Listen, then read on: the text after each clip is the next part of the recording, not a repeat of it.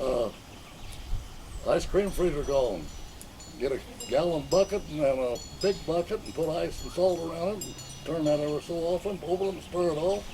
So you get ice cream. Had dances in the house on Saturday. And the glass flows of the lamp got busted. She just went in and picked up a fruit jar, put cold water in it, and stuck it in hot, or they'll burst spice out of the wood. And the bottom popped out. She took it back and put it in, had a chimney for it. And when people would get her to sew stuff, she'd switch with them. You clean my kitchen and bedroom piece for them, I'll make the dress. So get all them flour sacks that have different things on it. And when she had the stroke, she had a stroke. I was probably 12, 10, 11 or 12. It was the winter time, it was cold. We went out in the living room. She brought food in because it was cold, that stove. I was sitting right beside her. And I said, Mom, give me a piece of bread. Nothing. I looked up, and there was a piece of bread hanging out of her mouth, and she was just there. And I hollered at Dad, there's something wrong with Mom. And it was a stroke. And I don't remember her taken to the doctor and all that kind of stuff. And then they made me go wait and live with Neoma and her and Garland, her husband. And till we come back, and the girls took care of her. And then there's final, she was still in bed, and I was the oldest home. There was Mary and Dale and him. And she would give me in the bed a recipe of something in the kitchen, and I did cook it. And I was, like I say, taking off that, and I got to be somebody, blah, blah, blah. Now, she walked with a cane. She never could move her right arm again. But her right leg, she could throw it and walk. She walked with a cane. And I was getting ready for school. I went into the dresser, and I don't know what it was I was missing. I couldn't find it.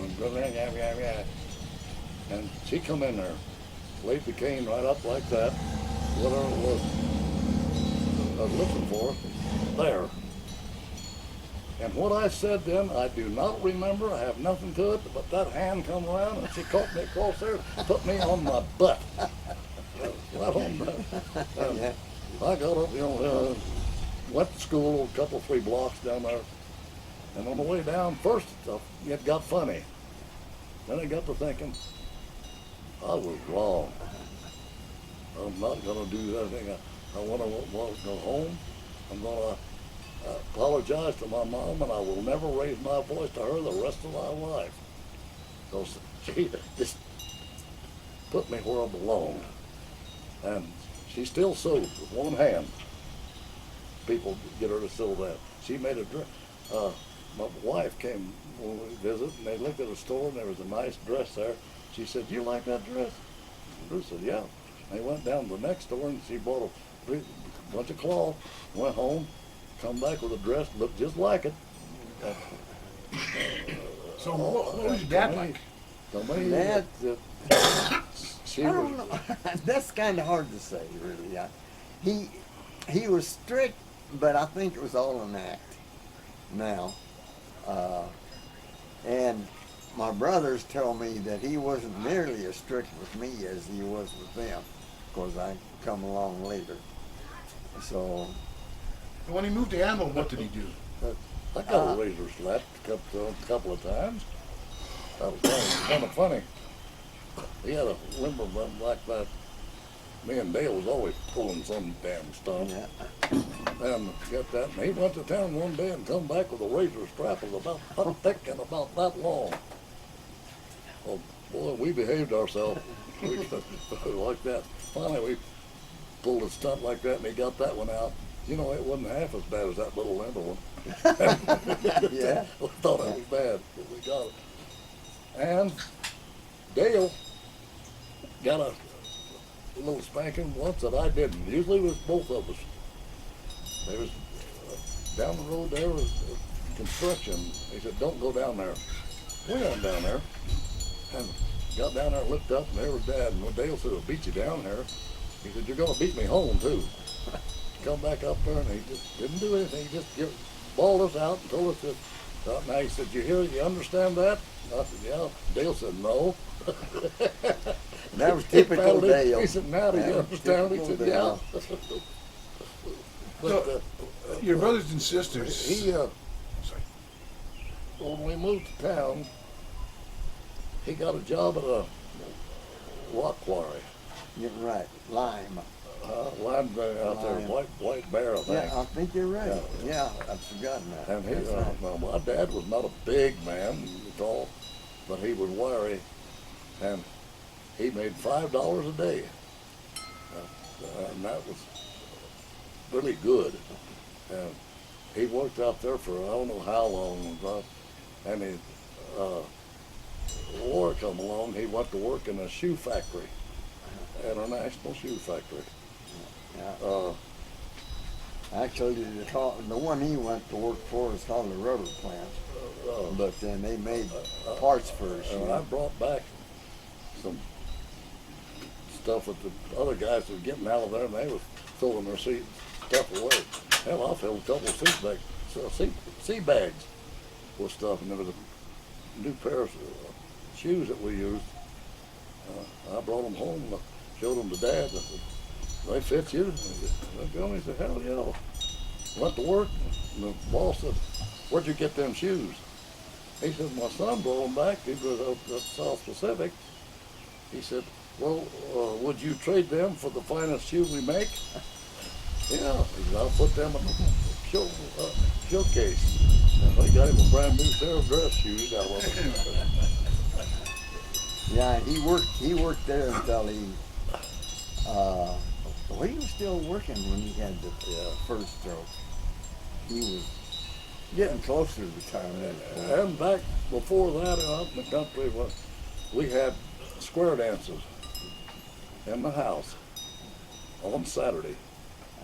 And took them two first rooms. Sam Sanders, Sammy Sanders, I'll get it right, and his family, it was him and her, his wife, and the boy and the girl. And boy, that guy could fiddle. And Dad always carried, he did another place, he was a caller for dances. I mean, he did a lot of that. And they would sell the guys a number for a quarter, 25 cents. And they'd get a whole bunch of them, and he'd wall first four numbers, get a dance, you gotta have a scout. Over here, next four numbers, and they'd go through that. Those fiddlers, most of that, they got close to $5. And that was like that. We took him to town one day, right, to a square dance in the snowstorm. The roads was no cars, it snowed. And farmers had big sleds with a team of horses. We just slid the thing in there, and the back piece of it was a hole. And on the way back, old Sammy had been drinking some something. He sat on the back end of that sled, just fiddling away, going down the road there. They went over a snowdrift and come up through there and lifted him up, went right out from under him. And he's still sitting back there fiddling. Dad stopped, and he had to go back and get him. But Yeah, he called dances for quite a while when we moved to Hannibal. I think he belonged to the Eagles or something that had dances, and he called them for a little while. But then later on, he told me, he said, "Don't you tell him I can call dances." He wanted to quit. He said, "I've had enough of it." well, they give me and Dale a leeway. Even though we was 12 or so like that, we could go in and fill up something from supplies and go down to the lake and fish lay there all night out there in the country. That one lake had a lot of snakes. And we do that kind of stuff. And the same thing when we stayed in the summertime. But like he said, for three years in a row, we stayed up at our grandparents. And that was when the big drought was around, sand, the Dust Bowl area. And the creek started going dry. We'd go down there and dip out and get fish, and take them up and put them in a water trough, feed them something like that. We had plenty of good fish for a while. And like I say, the crops on those 3 years was nothing. The field east of Granddad's farm had a little sloping place there and come out like it when it rained up down there. And at the bottom of that, and that one cornfield, had 2 stalks of corn that have ears on it. And he boiled them out, and he said, I told Phil I ate the whole damn field. So, what about your brothers and sisters? When did they leave home? What was your older sister and your older brother like? I don't think Newman didn't. She left pretty quick, and it was. I think she ran off with a carnival guy. Who's that? Newman. Yeah, for a while. Yeah, she. Jack, what the hell was his name? There was 2 of them. They had those 2 guys. One of them was a big bald-headed guy, the wrestler, and they come in and act a local, radio box, whatever they had. And they couldn't get one. The guy she was going with would come in and act like he lived in the next town, and they'd put on a fake fight. They said that what was that damn stuff they pulled? Chewing gum or something. Oh yeah, took out chewing gum and rolled it on the other one. And I told that big guy, he said, he's cheating me, he's a one up. And hell, some of the people locals wanted to get on him. Sounds like a real carny life Huh? that Naomi went off to do. Yeah, I didn't see much of her, and she wasn't talked about too much. Oh, it's It was nice. kind of quiet. Okay, how about Francis? What was he like as an older brother? Yeah. Yeah, Well, she- I don't know that, except that he would come home at times, and Mom would always have something for him to fix. He was always good at fixing things, and that wasn't too often. But that's about all I knew of him at that time. He went to work in Fulton after. Yeah, well, he went to CC's. Yeah, he joined them, and then he worked the wheat fields, and then he went to work in Fulton and married Marie. And then Wayne and Marie took Mom and I to Alabama, and I think it was a 34 Plymouth or something like that. And the first time I'd ever been out of state. To Eldora. Yeah, I went to Eldor, Mom's youngest sister. Yeah, she married a guy that had a cotton gin. Well, his dad Oh, did. yeah. Actually, I thought it was his, but it belonged to his Vest. dad. But his name was Chastain or something like Yeah, that. that was it, Chastain Vest. Yeah, okay. And, Yeah. So he was basically out of the house really before you what were. was I gonna say? Not, or at least about the same time. I was too young to know. Before, I want you to tell them the story about the time you and Dale killed that pig. Oh yeah. That was a farmer. He, like I say, the double, and they had was raising. Hell, they had 6 or 7 of them down there. They not like that. The fence wasn't worth a damn, and went out. One of the pigs got loose and was in the backyard. Shoes like that. He kind of backed up in the fence and looked around. There was a rock there about the size of an egg. I picked it up and went like this.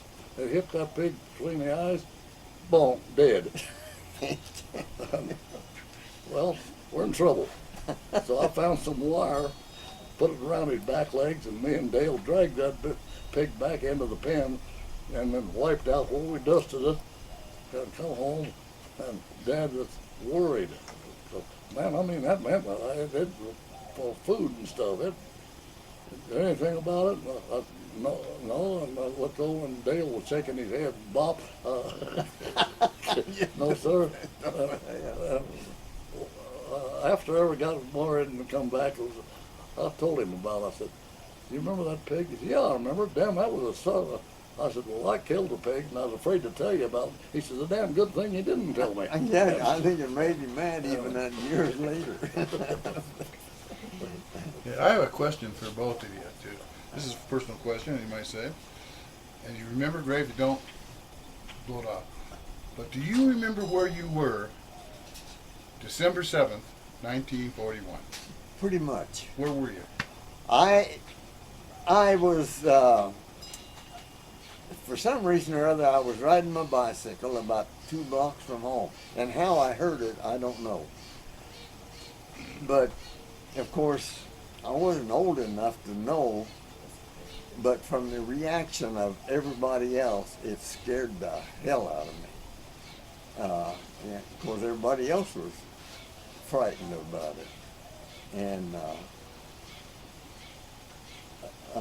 it was very, very scary.